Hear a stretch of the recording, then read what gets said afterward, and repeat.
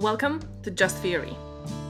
In this episode, we are speaking with Alison Young, Sir David Williams Professor of Public Law at Cambridge University and a Fellow of Robinson College. Her main interest is constitutional theory, particularly dialogue theory, where she draws comparisons between different means of protecting human rights. We discuss the importance of popular legal education, as well as Professor Young's current research project in legal methodology.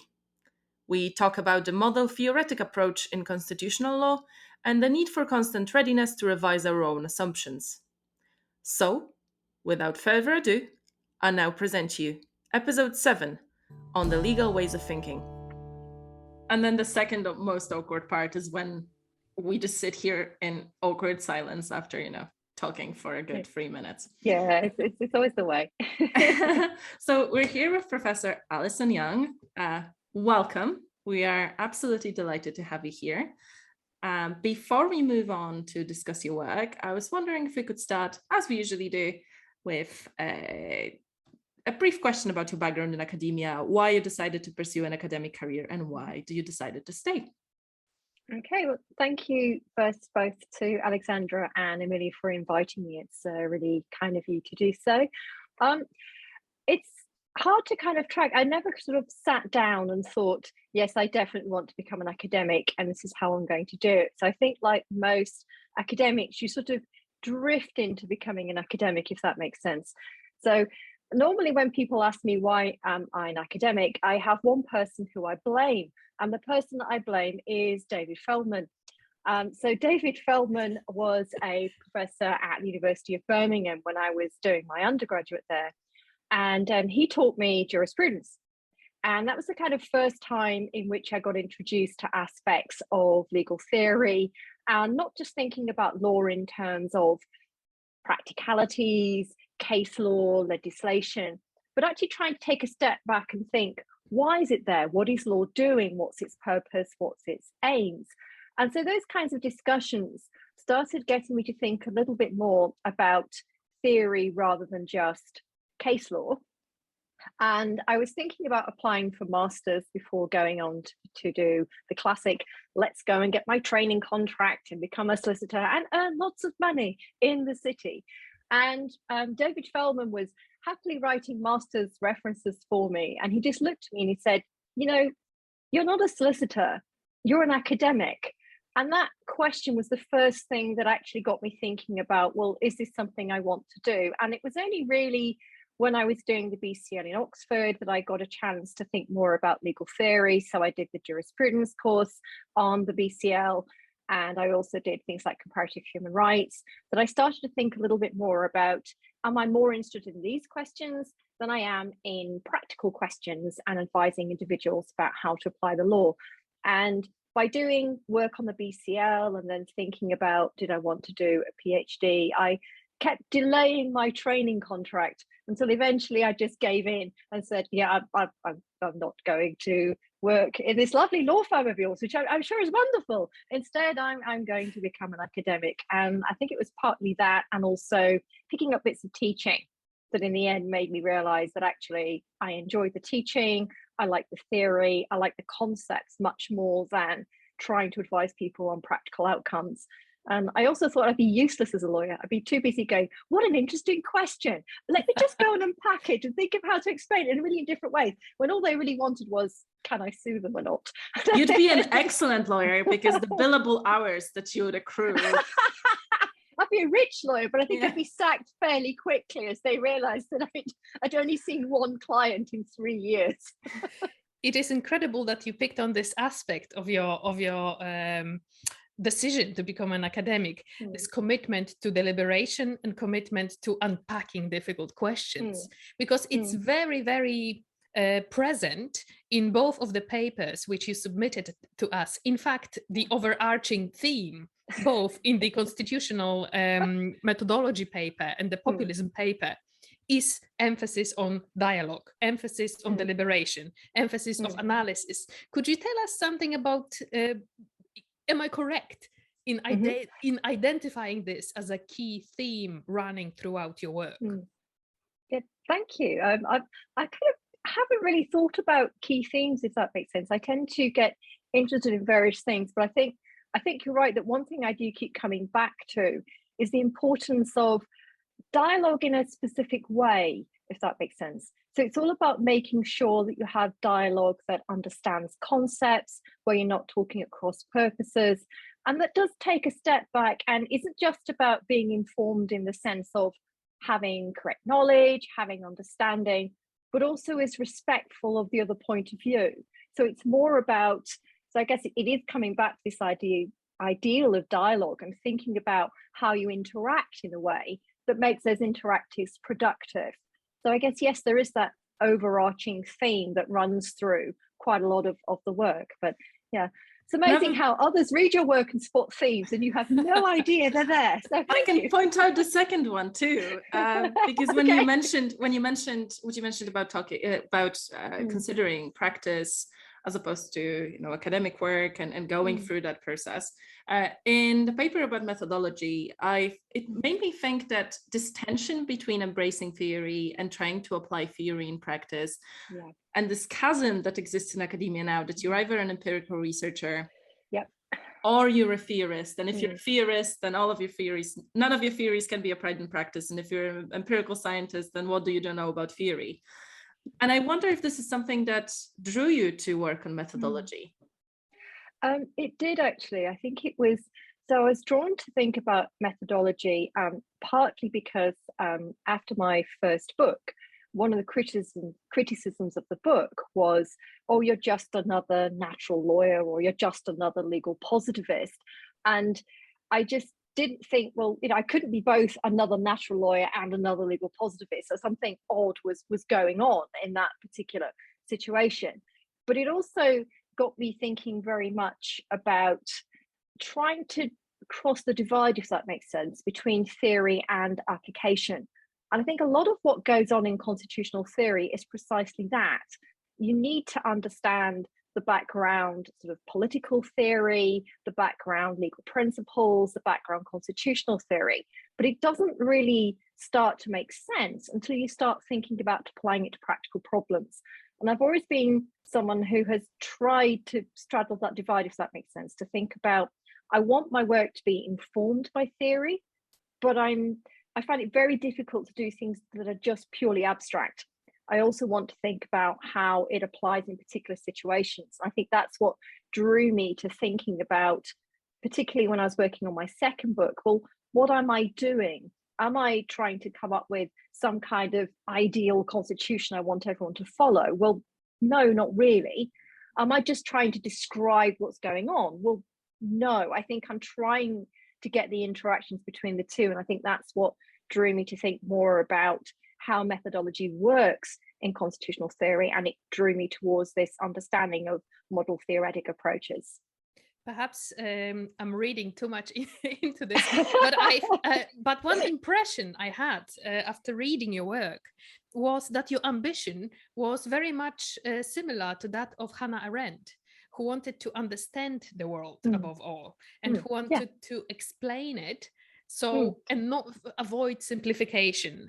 At the same time, she also had a strong commitment to certain moral values, which are also prominent in your work. Am I again guessing what's your moral compass is? Well, hang on a minute, just to prove you're not guessing. You just wait. This is me at my desk at home. Okay, so this is my home office, and I'm just hiding. Don't worry, I'll be back, because this.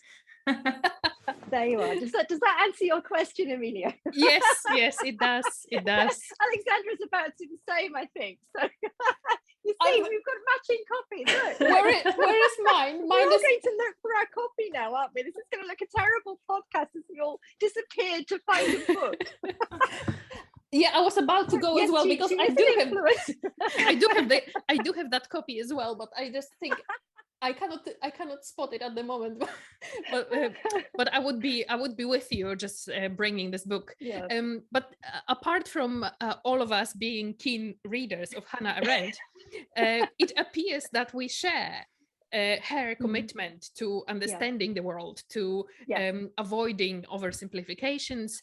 And this is present again in both papers. In the paper on populism, you identify populism as the force which rejects those values, rejects that commitment to understanding and rational analysis. And in constitutional methodology paper, it appears to me that you also are seeking to find an effective rational analysis that takes into account all the perspectives, instead of simplifying and reducing the world to one correct vision. Again, am I? Emilia, you're just throwing intuitions out there. I need you on a daily basis, Emilia. This is great. But you're right that it is. I think there are all these things that you are aware of that you aren't necessarily aware of coming through in your work, if that makes sense. So I never kind of say up front, this is what I'm trying to do, but it is what I'm trying to do. And I think one of the things I find quite frustrating is this idea that somehow to communicate more broadly, you need to dumb down and you need to oversimplify it to such an extent that what you're saying almost becomes trite and becomes pointless.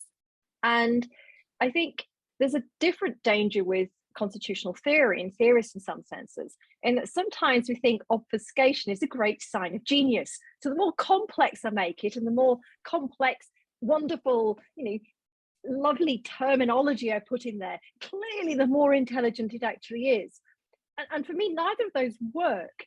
You need to be able to go understand the terminology, but you need to understand it and explain it in a way that someone who hasn't read that will understand it. And often that does require to think about practical applications, interesting examples, but never to dumb it down. Explain it clearly, but show what is really, I think in some sense, it's almost like lifting the veil, show that these theories are there, they're out there, they could be underpinning what's going on, but never dumb it down and never in some sense dictate what I want the reader to conclude at the end of it, if that makes sense.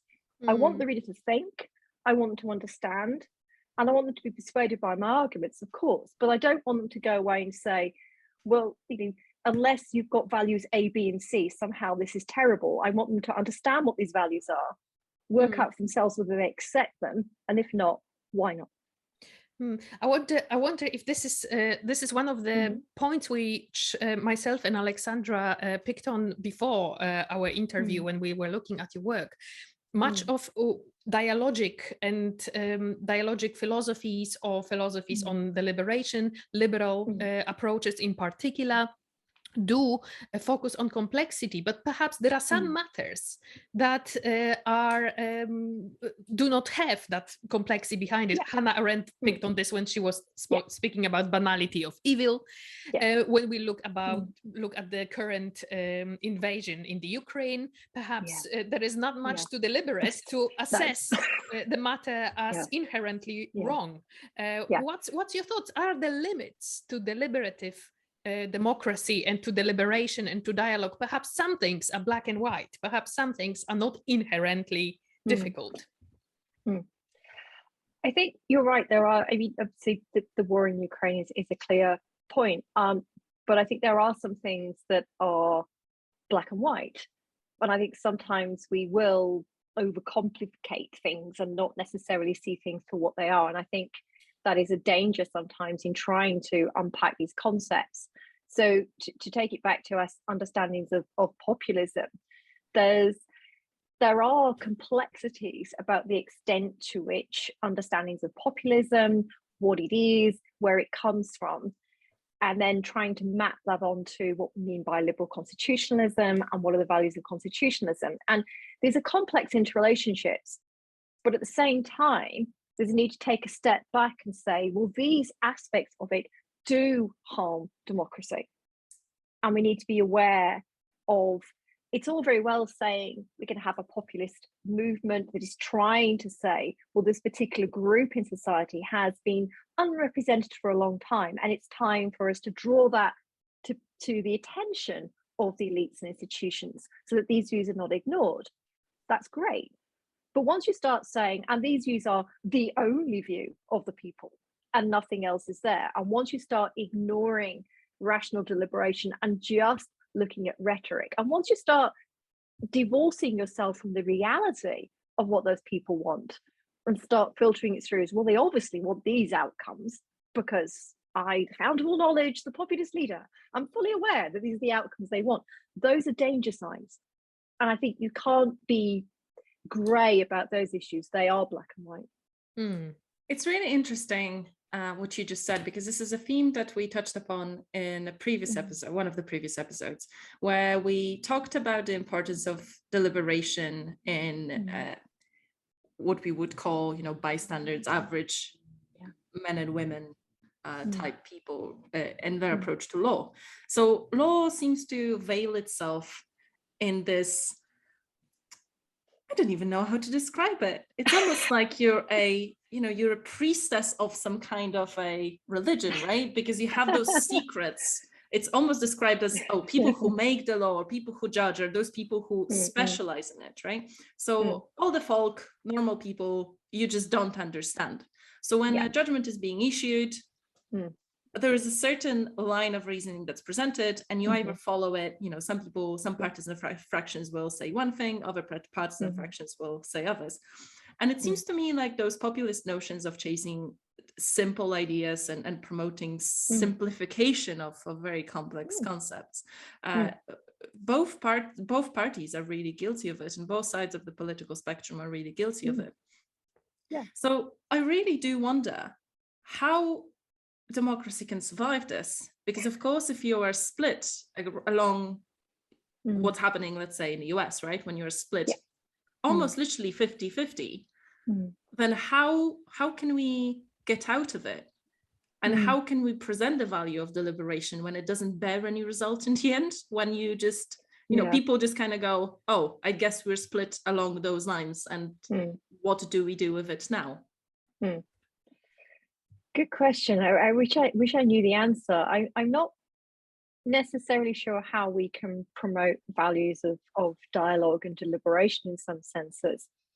But I think what is important is trying to ensure that the electorate is informed enough to be able to take part in these deliberations. So a project I've been working on at the moment with Mark Elliott is a project called Constitutional Law Matters, and it's nothing to do with theory. So this is about as far removed from legal theory as you can get. And so we have a website, which I'm willing to plug if pushed. But the aim of that project is public education. And this stemmed partly from concerns about what I've been doing in my theory research, and partly because someone was willing to throw money at you. So, someone's going to give you money to do something, and it matches with what you want to do. This is fantastic. But so as well as being a constitutional theorist, I'm a mum. And so I've seen my daughter go through the standard state education system in the UK. And the only reason she knows anything about how the UK constitution works is because she has to listen to her boring old mum natter on about it.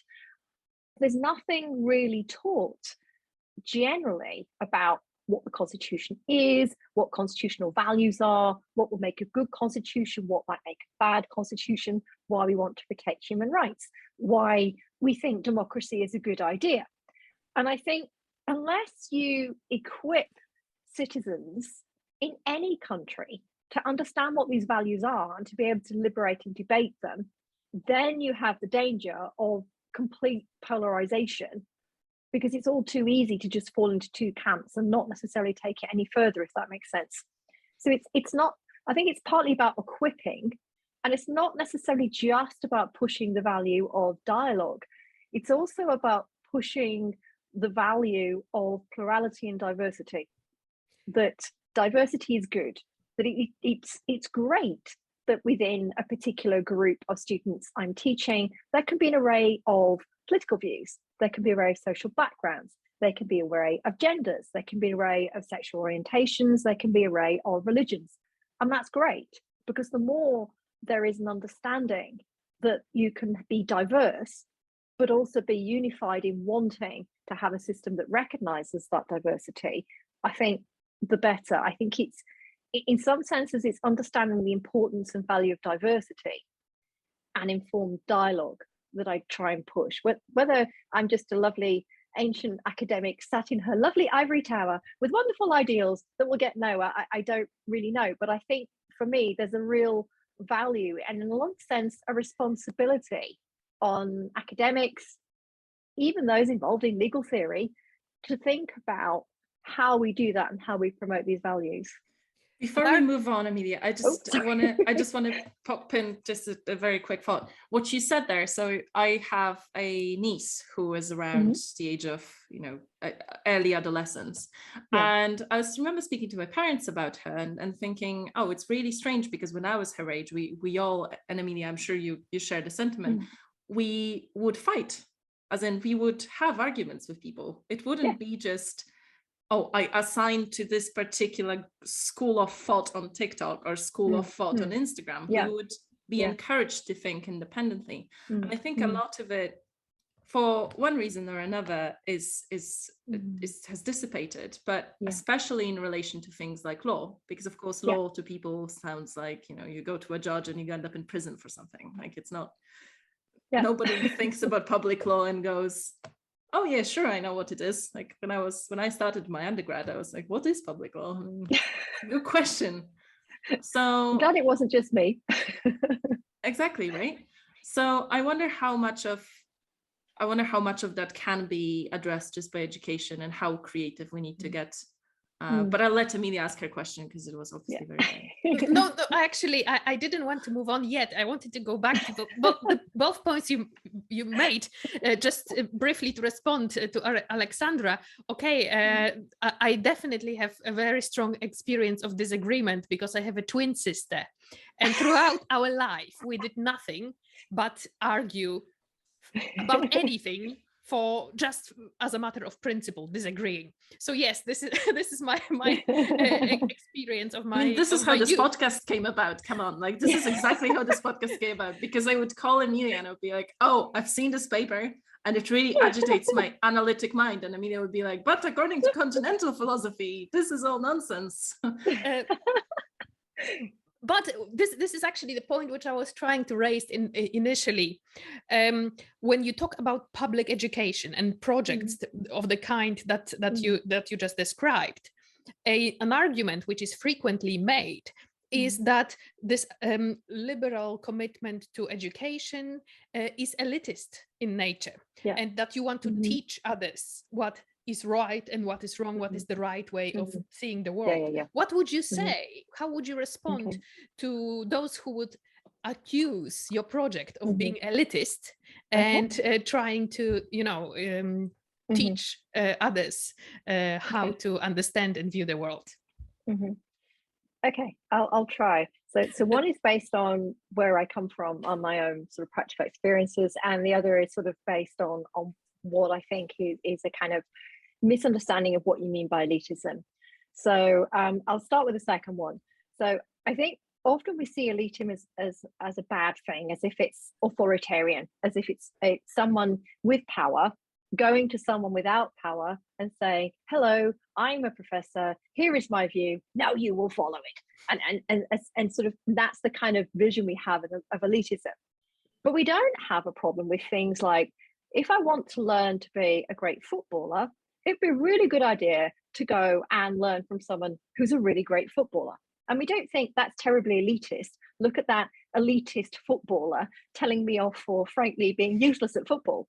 Nor would we say, look at that elitist plumber being really condescending to this person who knows next to nothing about plumbing and was desperately trying to repair her washing machine during COVID, whilst using, should we say, very colourful language when things didn't necessarily go right.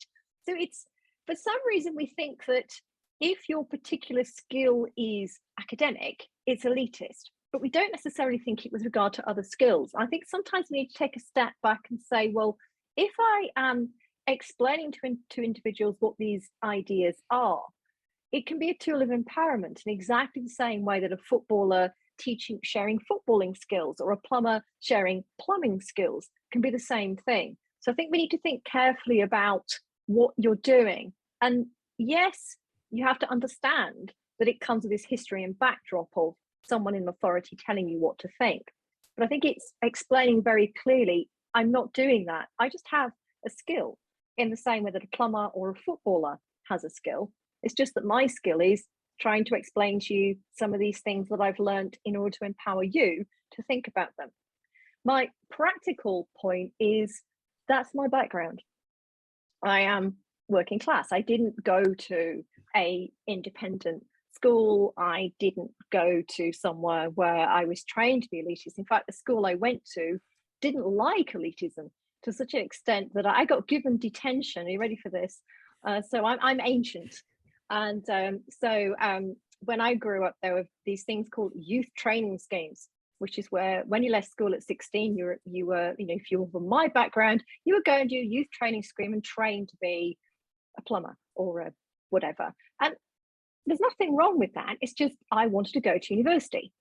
So instead of going to my allotted time to the youth training scheme to pick my youth training scheme to go to, I went to a double maths lesson because I thought that was much more likely to get me to get my O-levels, so I could then go on and go to university and do my A-levels and go to university. I got detention for being elitist, which I thought was hilariously funny. So did you live in communist Poland by any chance? Because that sounds like... This is not communist Poland, this is Yorkshire.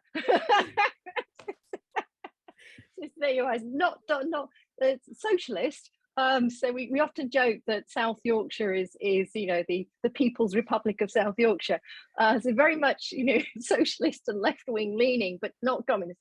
And it was because it's remarkable.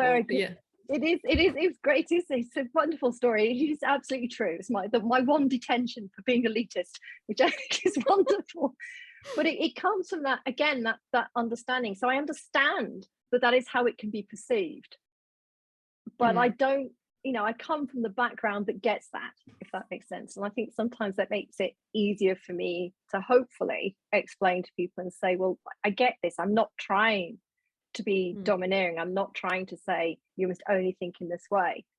And I hope that means it's easier for me to communicate. And I hope it means that people realize that when I just say it's a skill, that's exactly what I mean. I don't think it's any more valuable than other types of skills. We just have different skills. Yeah, the reason why I mentioned this elitism point is because much of the failure of modern liberalism and the emergence of populism was sometimes attributed to this idea that it was liberal thinkers themselves who failed to, or who lost touch with an average person, with the common people, so to say, and understanding their ideas and seeing them as equals. Yeah. So I think that's true, and I can see that definitely.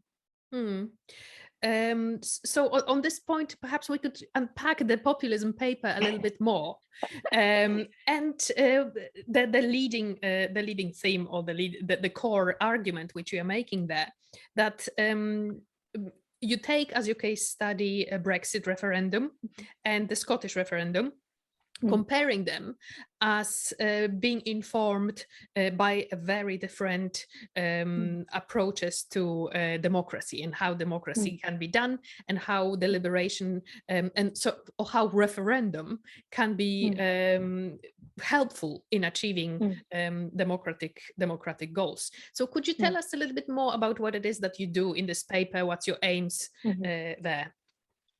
Okay, thank you. So the aim of the paper really is to try, as you said, to unpack a little bit about populism and try and think about what are triggers for aspects of populism and how we can think about the dangers and try and avoid the dangers. So one of the possible triggers of aspects of populism is boundary issues. So this understanding of where do you find your political community? So with regard to Brexit, you have the boundary issue of, is the UK distinct and unique, and so shouldn't be part of Europe? Or does it have similar values so that it's such that it should be part of Europe? So it's a boundary issue in that sense. When we think about devolution, the boundary issue is how far Scotland should be an independent political entity, a different nation, and how far it should be part of the UK. And these boundary issues are not, you can't determine them fully rationally, if that makes sense. So there's an emotional commitment to them as well, which is what makes them so complex in some ways, and which can lead to further problems of populism. What's interesting about the two referendums is how they went about doing what they did, if that makes sense. So in Scotland, there was much more public deliberation going on. There was much more discussions about what would it mean to be independent, what the consequences would be. And one other interesting development was they moved the voting age. So 16-year-olds could vote, which meant, of course, as soon as you get 16 and 17-year-olds voting, then you start to get educational establishments thinking, well, we're going to have these debates as well, because we've got pupils in our schools who are going to be voting on this issue, who are interested and want to be informed. And so there was much more of trying to put different arguments and deliberations and debates. If you contrast that to Brexit, Brexit was almost like it was almost as if they assumed, well, we know what the outcome is going to be. We'll just put the question that we'll get the outcome. We don't have to worry. And that wasn't the same sort of balanced discussion, if that makes sense. And so instead, what you got was a discussion that started to polarize. And it didn't help that the question itself wasn't really one that had a yes/no answer. Or at least not. It was a yes/no of do you want to leave, but then you had to think about, well, if you're going to leave, how do you want to leave?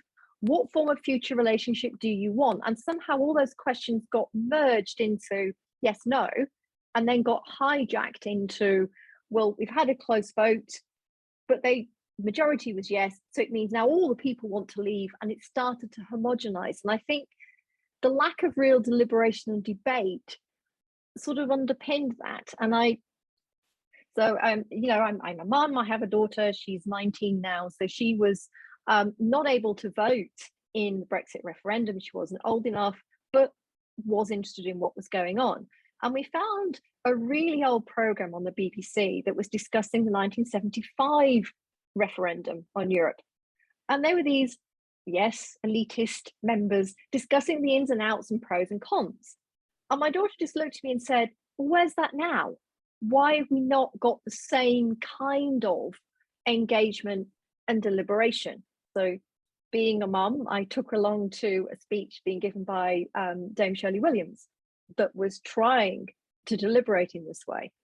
But they're few and far between, and they were organised by universities, and you had to know where they were. There wasn't the same general public engagement. And it's that I was trying to draw on to think about, well, when will a referendum lead to homogenization and the dangerous side of populism?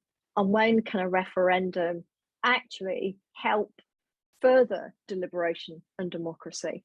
And that's sort of one aspect that I was thinking of in that paper. I was wondering, when we're dealing, I appreciate the complexity of the issues involved in Brexit, how and when and what the mode of Brexit is going to be are all complex matter. But ultimately, the question whether or not to leave was a yes or no question. So I wonder, when we're dealing with inherently complex matters and those that will never have a black and white answer, because this is unlike Putin's invasion in Ukraine, where vast majority of the world will condemn that action as inherently wrong. Here, we do not really have a right or wrong answer. So we have no choice but to decide on yes or no. So I wonder, what's the ends or limits of deliberation and deliberative liberalism, so to say. And to bring it back from the realm of politics, which we always end up in. I know, I'm sorry. I wonder if we can tie it up as well with what's happening in the court, right? Because the court is facing very similar questions, and both Miller cases are great examples of you do wrong if you do A and you do wrong if you do B. It just depends on the perspective. There is no way out. And I wonder, as Emilia suggested, as Emilia's question kind of directs us towards, are there really the limits? When are we supposed to say, okay, that's enough, this is what we're doing, get on with it? Okay. Ooh, lots to think about there. I'll try and unpack it and deal with them separately. So I will throw at you a semi-apology for going into politics. As we were joking beforehand, good constitutional theory has to be informed by political theory, and good constitutional theory has to be able to apply itself to what's going on. So that's my excuse. And that's the good. And that's the good bit. I'm sticking with it. And I'm sticking with that. That's my excuse soundbite. That's why people are still listening. I think so. To try and sort of unpack the different sort of things that are coming through from your questions. When should you stop deliberating? Okay, when should we just say, look, there's no argument here. It's obviously yes or no. And it's the only kind of concept we can use in some sense is what we call contestability. So is it reasonable to have this disagreement, which is a wonderful legal term. Yeah, is there reasonable disagreement? We love reasonable in law because it can mean anything and everything, and it's a slippery thing and it's very difficult, but it's trying to get at something important and crucial. There are some things it's reasonable to disagree about. There are some things that it's not. And it's very easy sometimes to think that because there are some things that are contestable, everything is contestable. And so therefore it becomes a slippery slope. So it's things like right to life, for example. So we'd look at something like the right to life and we'd say, well, some aspects of the right to life can be contestable. So when you're thinking about abortion issues, it can be very difficult to know precisely legally how we're going to regulate abortion. We'll all say, well, we need to think about the right to life. We also need to think about aspects of choice because this is a woman's body and they need to take account of women's autonomy. But where you draw the line and how you draw the line, there'll be reasonable disagreement about it. But that doesn't mean to say there can be reasonable disagreement about randomly shooting people for no purpose. And it's trying to recognize in some sense that there are some things it's reasonable to disagree about. There are some things that are not. I'd love to be able to provide you a wonderful list, but I can't, which is one of the nightmares of thinking about the ins and outs of when deliberation does and does not stop. And that's why it becomes so complex to come up with where the limits are and when further deliberation can help and understand these things. And it's because I'm stuck between, I don't think there is always a one objectively right answer to absolutely everything that can be found. But I also don't think we're in a situation where everything is up for grabs. And the best I can come up with is contestability as my way of trying to think it through. And often we understand it through practical applications. It's very difficult to understand the abstract. So that's the best I can do, I'm afraid, at trying to give you a cutoff point on when it is and is not reason, but when deliberation should stop. I suppose what we can also do is try to eliminate what should not be a part of deliberative process. Let's say forms of manipulation, forms of rhetoric as opposed to genuine. And that's exactly, and that's not in terms of subject matter. That's more what isn't really deliberation, if that makes sense. It doesn't count as rational deliberation. It counts as manipulation. It counts as incitement. It speech that is trying to silence a particular group in society, for example. Then those don't add to the debate and to the deliberation. So that's the kind of, you're right. There's those aspects as well. And ultimately, when you're designing the Constitution, it's not going to be perfect, and you need to stop. There are practical reasons for stopping deliberation as well. So if you want to deliberate whether you should do something in response to the war in Ukraine, it's too late.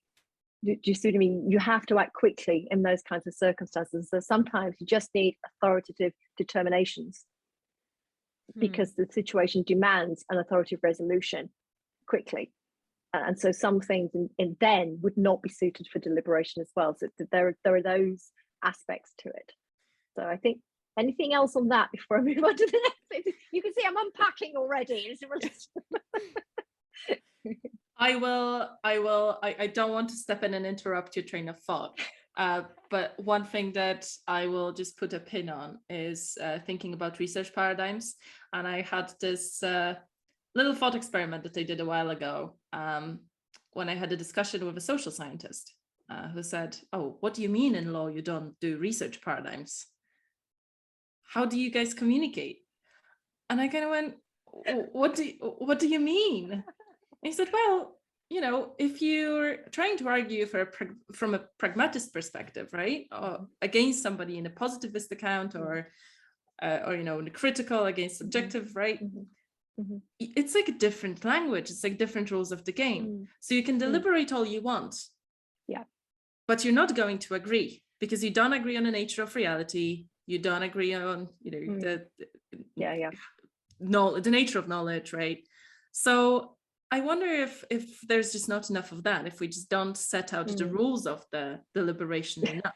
What are your priorities? What is it that you're actually trying to achieve, and what are your underlying assumptions?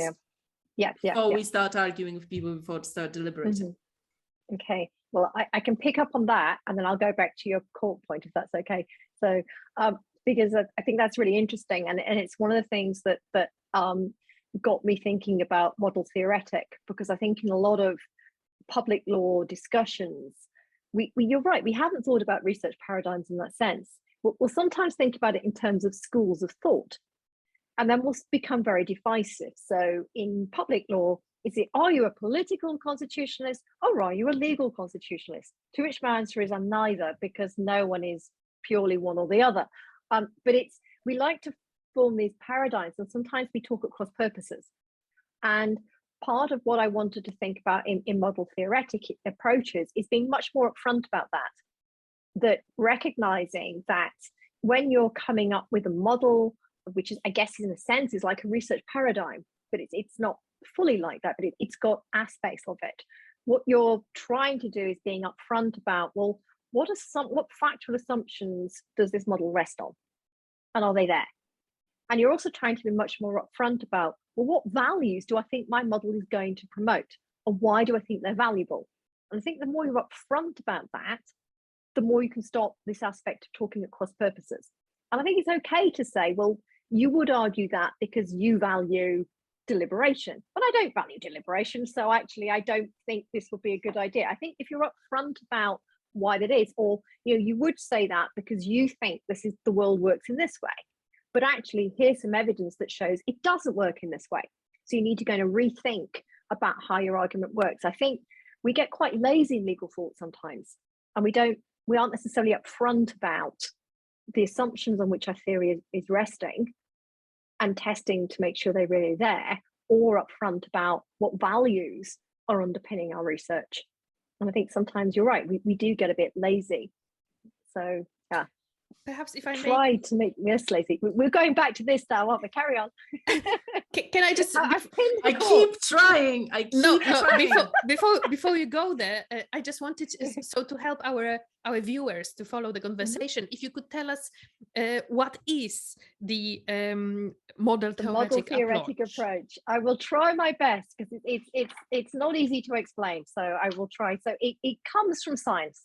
Is the best way of thinking about it. So often we think of science as being, it's purely empirical, and here's a little scientist in my lab doing little experiments and telling what the outcomes are. But scientists are not just doing that.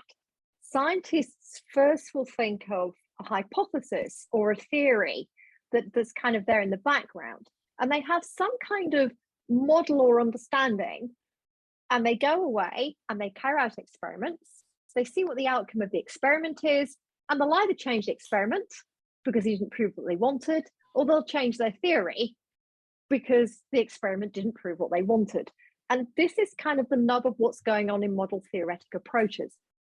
So what you're doing in a model theoretic approach to constitutional theory is you're recognizing that when you're thinking about constitutions, you're trying to come up with a particular type of model. This is going to sound, I'll have to use the technical jargon, but I'll try my best to explain it. So when we think about models, we sometimes think about ideal types. So I sit down and I think, what would be the ideal form of democracy? So this is my ideal type model of democracy.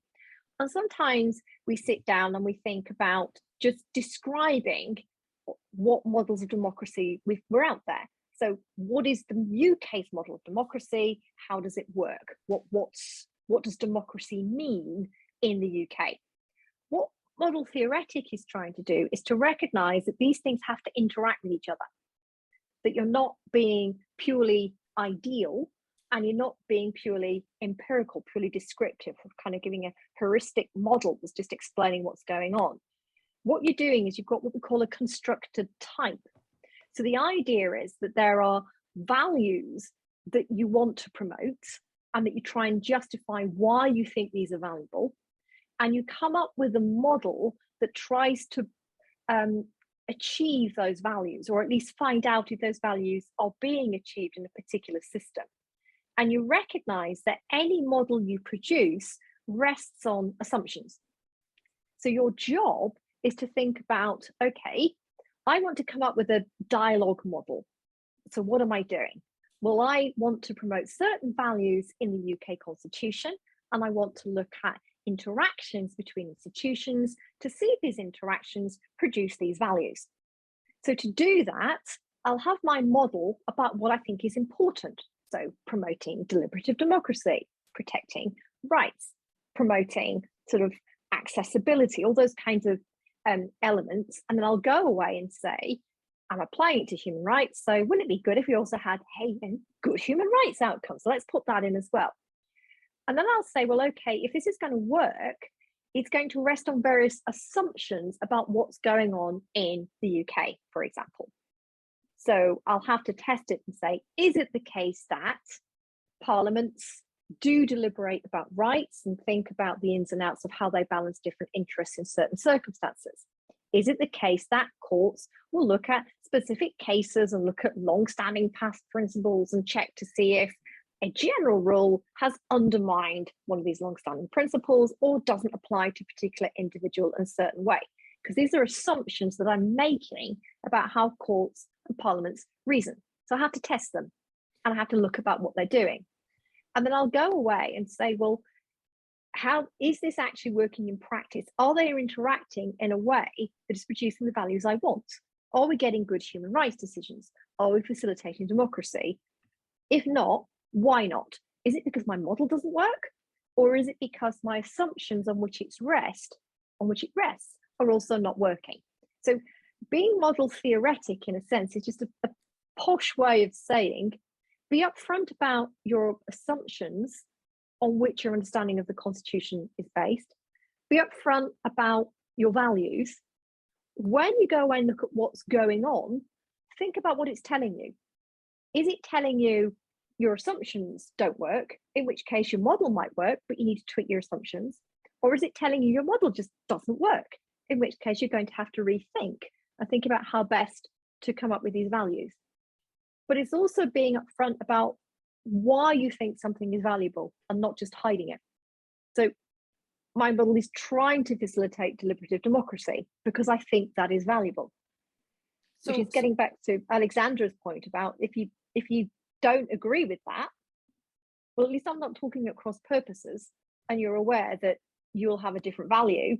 So you might not necessarily think my theory is any good, but at least then you're being upfront about those values. So you're not talking at cross purposes. So am I correct in seeing the model theoretic approach as not committed to any particular theory of constitution? Yep. Instead, it simply emphasizes the need for agreeing on the common language we're going to speak about constitutional matter, or agreeing on the language we are talking about today, about the constitution, so to say, or finding syntactic, really, the syntactic which we are all transparent about before we even proceed to substantive matters and substantive discussion about the constitution. We are, so to say, agreeing on the approach we're taking, so we can have a meaningful discussion. Is that right? It's partly right. So it is about being careful and explaining what you're doing in order to facilitate interactions between different theorists with different models, if that makes sense. But it's not purely about just giving an interpretation, if that makes sense. So it's not just about let's all use the word democracy in the same way, or let's all use the word human rights in the same way. It recognizes that there can be a plurality of understandings of what we might mean by democracy, or what we might mean by human rights, but it's being upfront about which one you are using and why. So it doesn't make a particular assertion that this conception of democracy is the best conception of democracy, or the conception of democracy you find in the UK. Instead, it says, here is a conception of democracy that I'm going to be using because I think it's valuable, and this is why I think it's valuable. Okay. Then I go away and say, okay, let's test my model of democracy. This is how I think it's going to work. Does it actually explain what's going on in the UK? Okay. Is it a good way of explaining what's going on in the UK? If it's not, if how I would predict things would happen is not what's happening, and it's not producing the values I want, is that because I've got my assumptions wrong? Or because my model doesn't actually produce these values? And there's still the ability for someone to take a step back and say, your values are rubbish, use different values. That's really interesting when you start to talk about models in more general terms, because to me, one of the disciplines where models are vastly used is economics, right? So yes, it's very easy to marry yourself to that assumption that if you calculate things on the basis of both your assumptions or your rational inquiry or things that happened in the past, then surely things that have to happen the way you want them to happen, right?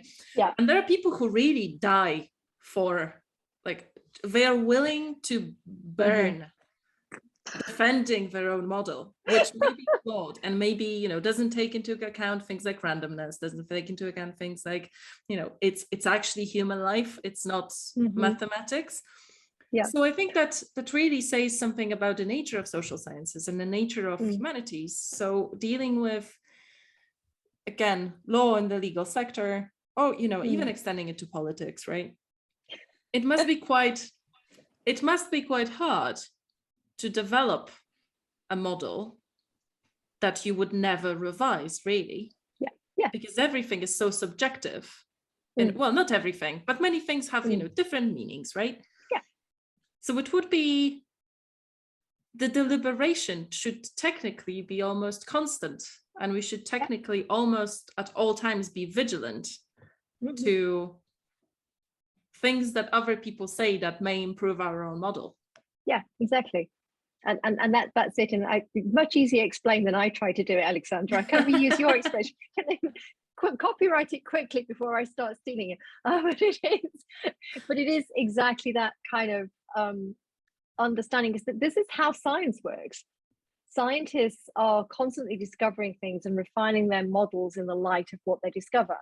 And I think I don't see anything different, in a sense, that when we're thinking at things like social sciences, that I think we still have to do the same thing. I think somehow it's almost as if once you set a model, if you then turn around and say, oh, actually, I've done some work and I think I might need to tweak it, somehow this is terrible. Oh my goodness, you must be the world's worst social scientist ever. You've disproved your own model. I think, well, no, I've refined it. Isn't that a good thing? That I'm open and honest about the fact that this bit might not work. So let's improve it and make it better. Just to the point which Aleksandra made earlier on, how many academics are actually truly willing to revise their own positions, or perhaps we are all guilty of confirmation bias and hobby horses of all kinds. It's sometimes it's very hard to admit to your own mistakes. So how do we cross this psychological barrier that model theoretical approach imposes on us? Would you give an academic an advice of how to deal with their blind commitment to their own projects? And also adding to that, it's harder to revise your own assumptions than it is to revise a model. Yes. So I think a major difficulty there is going to be with distinguishing between the model not working and your assumptions being incorrect. Yeah, I think I wish I could give you advice other than recognizing that we all fail, and the title of this we episode all is fail. That's gonna be great, isn't it? We all fail. Deal with it. I think Beckett wants advice to, if you failed, think about it again, and perhaps you can even fail better. Fail better, exactly. Yeah, but I think it's very, very difficult in academia because we're dependent on our own reputations. It's so dependent on what was your last paper like? Was it any good? And that it's so confirmation bias is a security blanket. It's very, very hard to accept that maybe that was a false assumption. Maybe that theory didn't work. And I wish I had an easy answer. And I wish I was perfect at it. I'm not. I think we all have confirmation bias because I think at the end of the day, we're all academics trying to build our own reputations in a sense. And it's not easy. We all feel like imposters, or at least I do. So I suppose that's true of all human beings, not just academics. I made a simplification here, but especially in politics that we're trying to avoid talking about. I think once you adopted a certain political stand on Facebook or Instagram, or it's very hard to admit at some point that you were actually wrong. And never join social media. That's my one piece of advice. I have no Twitter account and I'm not setting one up. There is fantastic work being done on the art of persuasion. So for a long time, but it's on Twitter only, is it? Yeah. Well, I won't have seen it. Yeah, it was believed that you would get the people who would face any opposition to their own views would double down on the views. It actually turns out that it's not true. So it's easier to change people's minds than we think. We just need to know how it's done. Yeah. And that really brings us back to where we started, which is education, isn't it? It's educating people both to admit defeat, but also revise their own views, and sometimes just speak up and being curious about the world, which I think is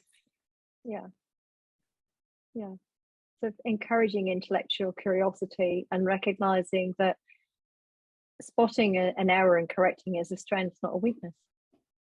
But easy to say. Say that to and say that to the perfectionist, and we nothing ever is going to get published ever.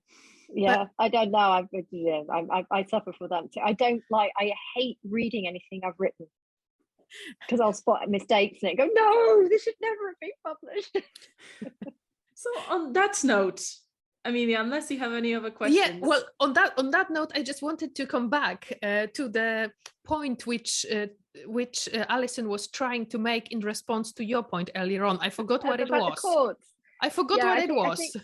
We were talking about, I think we put a pin in you can never, ever in the UK talk about the Constitution without using the word Miller. It's a new rule. So I'm afraid Aleksandra raised the Miller card and played the Miller card, in particular from the kind of perspective of the kind of trying to understand the court's boundaries, if that makes sense, and what the court is doing, those kinds of cases, and how does the court make sure it's sticking to legal arguments, not collapsing into political arguments, and trying to kind of tread that line of saying, well, this is a legal hard line. This isn't deliberative. This isn't something that's up for grabs anymore. This is a legal hard line. And it's the way the courts will reason in this sense is it's a specific way of reasoning, which isn't necessarily perfect, but which does limit the court from getting involved in politics, if that makes sense. So common law reasoning is abductive.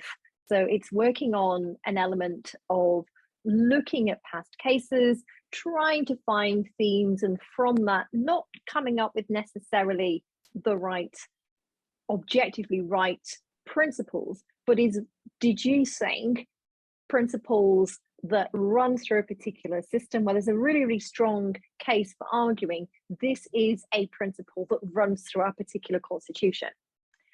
And the only way they can kind of limit themselves and stop falling into politics is to use that kind of reasoning process. Now, it's not perfect, it's not ideal, but that discipline of having to go back, find a case, look at these cases, find connections between the cases, find principles underpinning those cases, and recognizing that, again, it can be reasonable to disagree about them. And you, in the end of the day, the court is going to have to take an authoritative determination as to which of these interpretations of past case law is the most persuasive. And I'd love to say it's 100% perfect and watertight. It's not. But in a constitution where you've got a legislature that can turn around and say, well, thank you for that court case, but here's some legislation in response to it, then I think the dangers of it being potentially drawing on principles that don't necessarily match what democratically elected individuals think are the principles of the Constitution are less dangerous than in a system where it can completely have a democratic override. So that's my best way of suggesting courts aren't being political. I'll sign up to it. People will disagree with me. It's okay. Excellent. Emilia, is there anything else? Well, this is typically the moment in our podcasts when I say that I'm mindful of time. and that we should ask our 5 standard questions that we everybody's dreading. Yeah, everyone's these are the dreading. ones we dread the most. I mean, this is why I've been so chatty earlier in the vague hope that you'd run out of time. It almost worked. So, who or what was your biggest inspiration in your career? Okay, I'm going to have to go for 2 things, and they are my students and my academic colleagues and PhD supervisors. So there you are. What do you wish you could tell your graduate student self? Stop reading, start thinking. There you are. Very, very succinct. That's going to be the title. Read too many things. So stop reading, start thinking. This is excellent advice. Yeah, I was about to say yes. I wish I said this to myself long ago. There's still time. I still need to tell myself that. Don't worry. And if you could only read one book for the rest of your life, what would it be? This I can't answer. I'm sorry. I like too many books. I'm terrible. So if you're absolutely forcing me to choose, it's either going to be the collected works of Jane Austen or the collected works of Neil Stevenson or the collected works of Margaret Atwood. One of those. There you are. I can't even do collected works, Dan. I'm terrible. I read too much. I quite like the fact that there is no political theory book no. cited here. I'm reading for pleasure. If you abandon me with one book, I'm gonna use it for fun. I'm not going to use it for political theory. If you had not been an academic, what alternative career would you have chosen? Okay, probably, don't laugh, either a dancer or a primary school teacher. We haven't had those answers before. I didn't think so. Finish this sentence. One thing no one talks about in academia is imposter syndrome. There you are. And it's like, I tried to go for short in the vague hope I get away with them. It's hit hard. This one. I stunned you into silence. No, yeah. I think it's something we all feel at some time, but we don't like admitting to it. I don't think all of us. I think yes, there are some who don't, and I wish they did. Yeah. I think on International Women's Day, it's probably fair to say that we've made great progress in battling imposter syndrome. But when we think about legal theory and how few women are in this field who are not, feminist legal scholars or don't sign up to like academic analytic philosophy, it's hard not to have that imposter syndrome because you constantly feel like you have to do so much more to justify your presence there, right? Yeah. I think so. And I think it's really dangerous, because you'll then overwork, if that makes sense. So you'll constantly worry about, I can't send this. So it's back to your point about perfectionism. I can't send this in, it's not perfect yet. I can't apply for this job because I won't be good enough. I can't apply for this scholarship because they'll never give it to me, because I'm just the imposter. I'm not supposed to be here. And I think it holds a lot of individuals back. Women, yes. I think people from ethnic minorities, people from working class backgrounds like myself will just feel, I'm not supposed to be here. And I think we need to be much more upfront and discuss those elements, and trying to get that balance between accepting you have a right to be in academia and you have a valid voice, without becoming an egomaniac. There you are. How do you get that balance? I think is really important.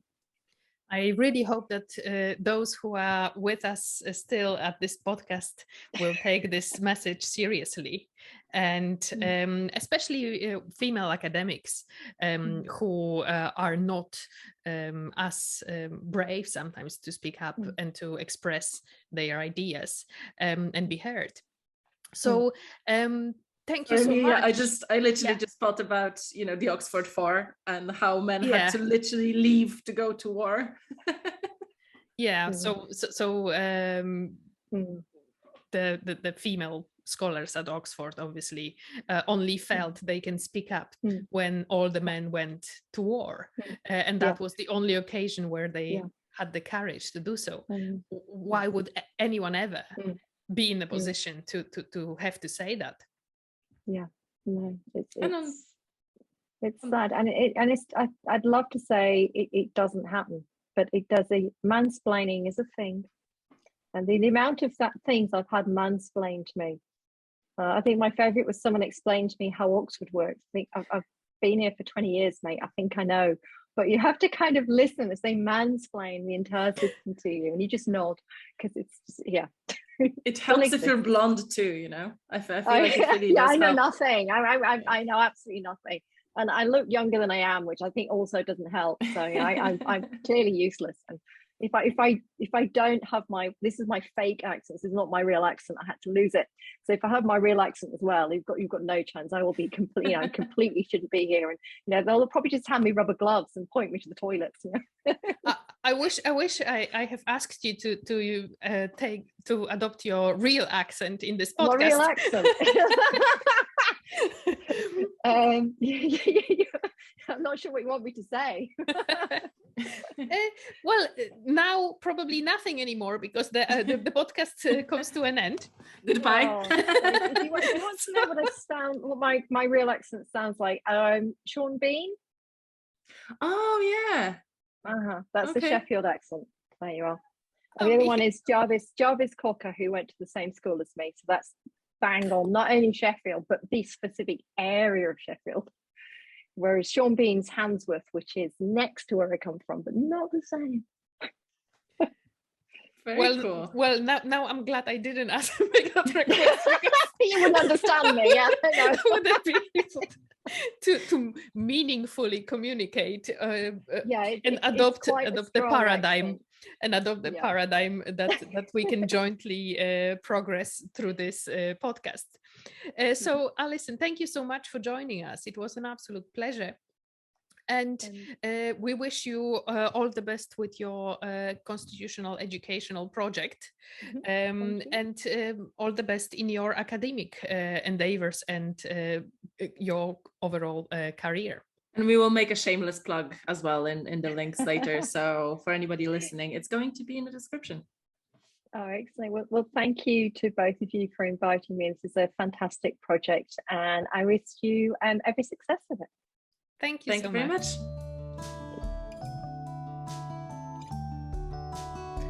Hi, it's Aleksandra here. Thank you for listening. We hope you enjoyed this episode.